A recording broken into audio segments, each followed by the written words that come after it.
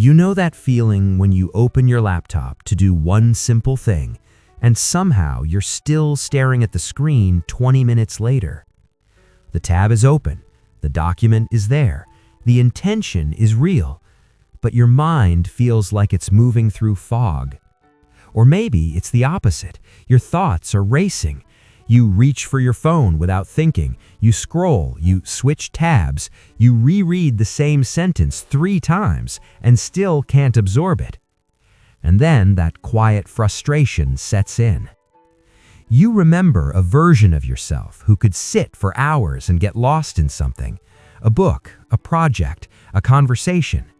You remember being sharper, clearer, more absorbed. Now it feels like something has slipped. What most people don't realize how quickly this gets interpreted as a character flaw. Lazy, undisciplined, addicted to distraction, lacking willpower. It becomes a quiet source of shame. But here's the part no one explains properly. Losing focus isn't usually about motivation, and it's rarely about intelligence. There's more going on here than people realize. When people say, "I can't focus anymore," they often assume their attention span has simply weakened. But attention isn't a muscle that just shrinks from disuse. It's a nervous system function, and the nervous system is deeply sensitive to context. Over the last decade, cognitive scientists have been studying something called attentional fragmentation. Research out of Stanford and other labs has shown that frequent task switching doesn't just divide attention in the moment, it changes the baseline state of the brain. The prefrontal cortex, the region responsible for sustained focus and executive control, gets pulled into constant reorientation. Instead of settling, it stays on alert.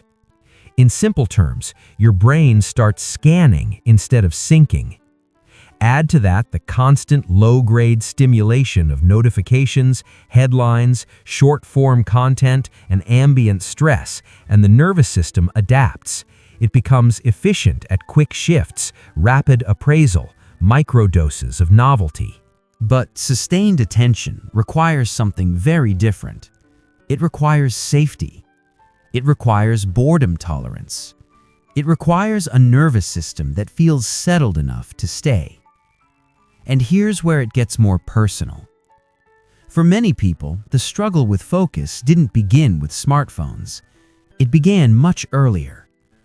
If you grew up in an environment where you had to monitor moods, anticipate conflict, or stay subtly vigilant, your attention may have wired itself around scanning. Not because you chose that, but because it was adaptive. A child who learns to read the room survives by splitting attention. One ear on their homework, one ear on the hallway.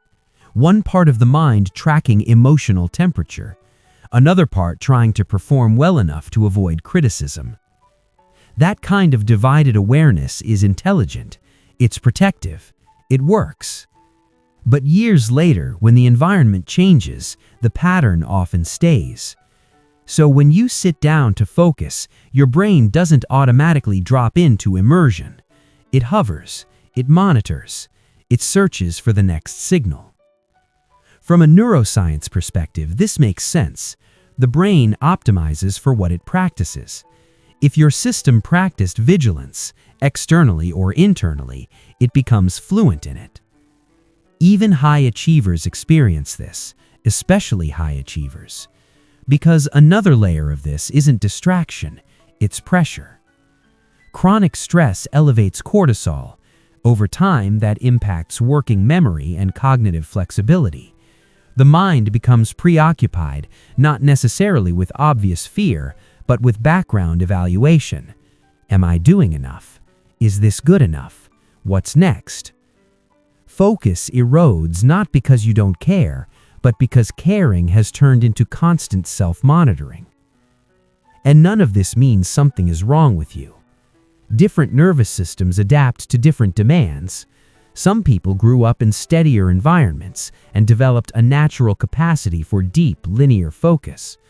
Others developed sensitivity, responsiveness, rapid processing. Neither is superior. The world we live in right now amplifies scanning. It rewards quick reactions.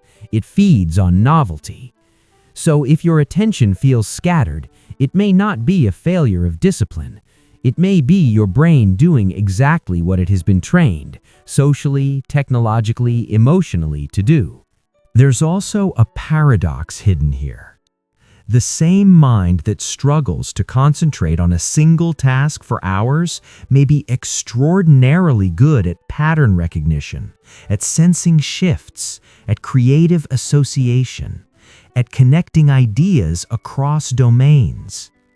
Diffuse attention, when not overloaded, is often linked to creativity.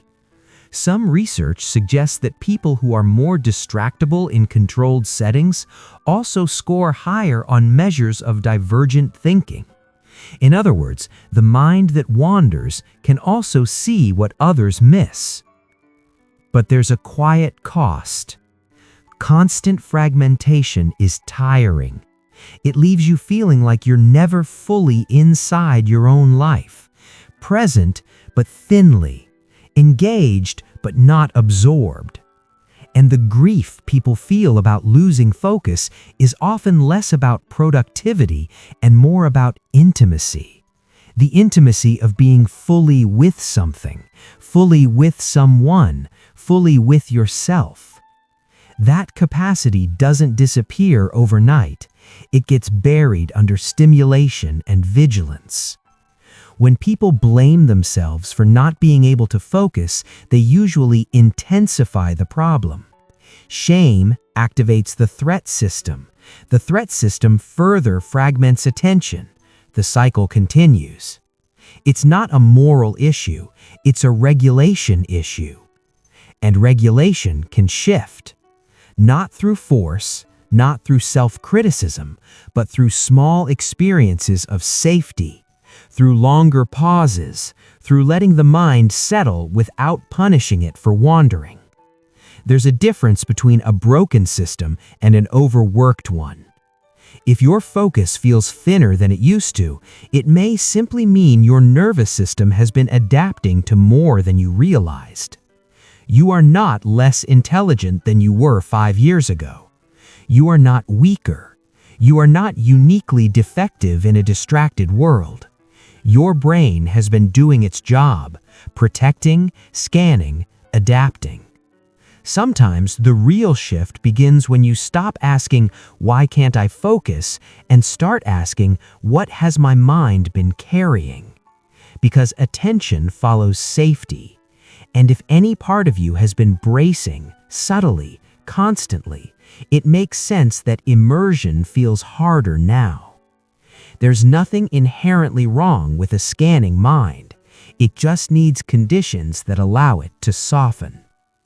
If this felt uncomfortably familiar, there are other patterns like this, ways your nervous system learned to adapt that might explain more than you've been told.